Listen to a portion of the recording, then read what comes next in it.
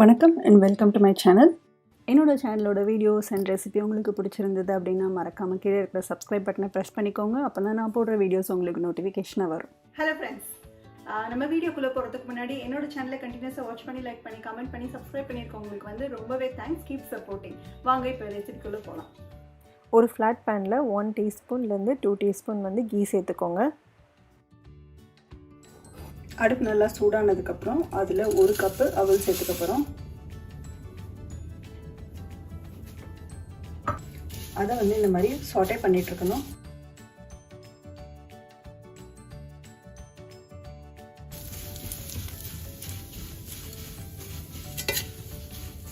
நம்ம ஊற்றிருக்கிற கீ வந்து நல்லா வந்து எல்லா அவல்லையும் படணும். கீ பத்தலை அப்படின்னா நீங்கள் இன்னும் கொஞ்சம் சேர்த்துக்கோங்க.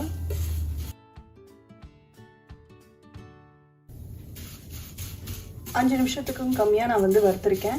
இப்போ இந்த அளவுக்கு நம்மளுக்கு வந்து மாறினதுக்கப்புறம் மீடியம் ஃப்ளேமில் வச்சு நான் வறுத்துருக்கேன். இந்த அளவுக்கு நம்ம மாறினதுக்கப்புறம் அடுப்புலேருந்து ரிமூவ் பண்ணிடலாம். எந்த கப்பை வச்சு அவல் எடுத்துருக்கீங்களோ அதே கப்பை வச்சு 3 கப் பால் எடுத்துக்கோங்க.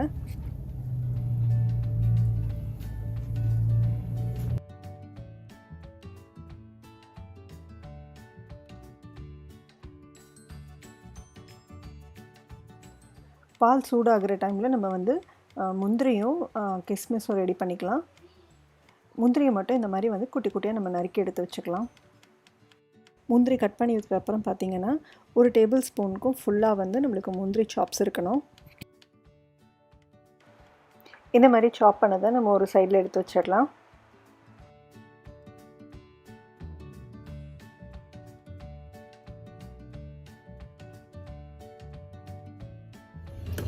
பால் நல்லா கொதிச்சதுக்கப்புறம் நம்ம அதுலேயே வந்து நம்ம வறுத்து வச்சிருக்கிற அவலையும் சேர்த்துக்கலாம்.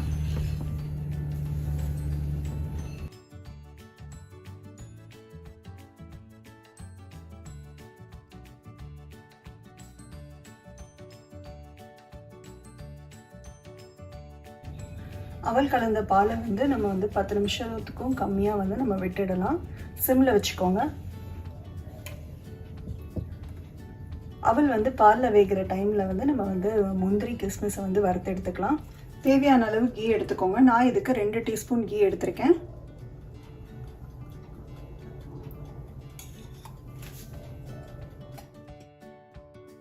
கீ நல்லா சூடானதுக்கப்புறம் 2 ஏலக்காய் சேர்த்துக்க போகிறேன். ஏலக்காய் சேர்த்து பண்ணுறது தான் வந்து நல்ல ஒரு டேஸ்ட்டு கொடுக்கும். நம்மளோட பால் வந்து நம்மளுக்கு ஸ்மெல்லும் வராது. அது கூடவே 1 டேபிள் ஸ்பூன் அளவு முந்திரி சேர்த்துக்க போகிறேன்.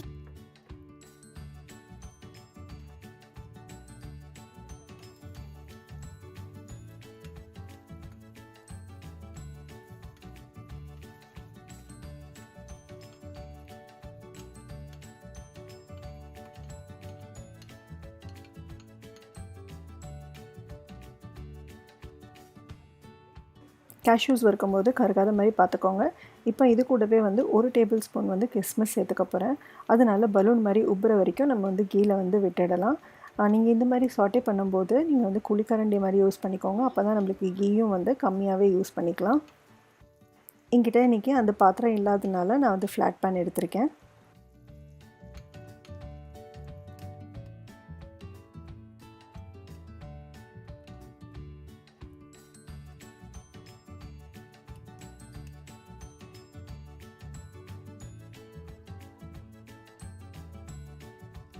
இந்த டைமில் வந்து அவலில் வந்து நம்ம வந்து சுகர் சேர்த்துக்கலாம்.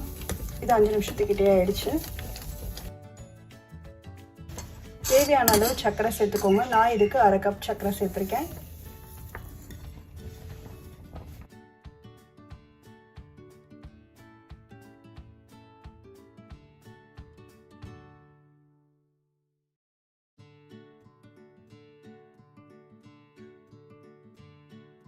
சர்க்கரையிலேருந்து தண்ணி விட்டு கொஞ்சம் தண்ணி ஆகி அதுக்கப்புறம் நம்மளுக்கு கொஞ்சம் திக்கன் ஆகும் இல்லையா, அந்த ஸ்டேஜில் வந்து நம்ம வந்து அடுப்புலேருந்து ரிமூவ் பண்ணிக்கலாம். ரிமூவ் பண்ணுறதுக்கு முன்னாடி நம்ம வறுத்து வச்சுருக்கிற முந்திரி திராட்சை எல்லாத்தையும் கலந்துக்கலாம்.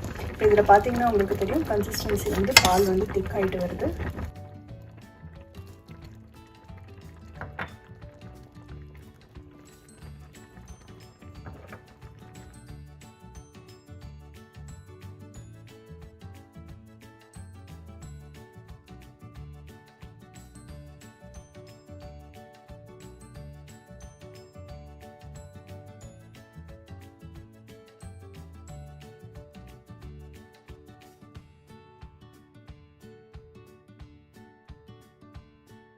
இந்த பாயசத்தில் மெயினாக என்னென்னு பார்த்தீங்கன்னா நம்ம அவல் வந்து கீயில் வறுக்கும்போது நல்லா வறுத்து எடுத்துக்கணும். இல்லாட்டினா அவல் வந்து நம்மளுக்கு ஒரு மாதிரி பச்சை வாசனையாக வரும்.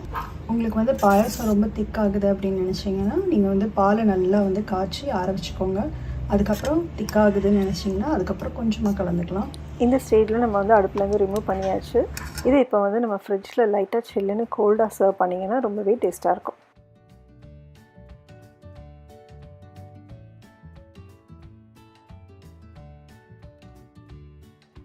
இந்த ரெசிபியை வீட்டில் நீங்களும் ட்ரை பண்ணி பாருங்கள். See you in the next video. Bye.